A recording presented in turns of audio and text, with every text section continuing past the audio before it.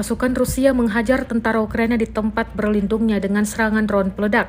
Bangunan luas hingga ruang galian turut dihabisi. Rekamannya beredar di Telegram pada Selasa 10 Desember 2024. Dalam keterangan unggahan disebutkan, operator drone dari detasemen Baksan Rusia menghajar tentara Ukraina di wilayah perbatasan Kursk. Para penyerbu Ukraina bersembunyi di gedung-gedung dan kawasan hutan dan segera dihajar dengan serangan drone FPV. Jelas narasi unggahan.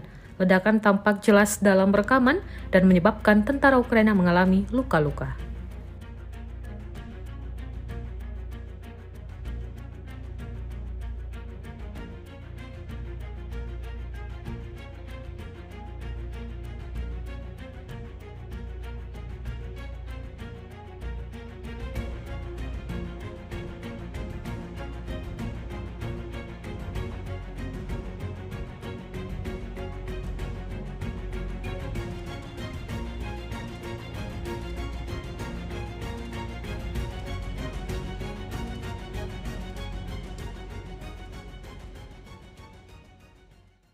Download Tribun X sekarang, menghadirkan lokal menjadi Indonesia.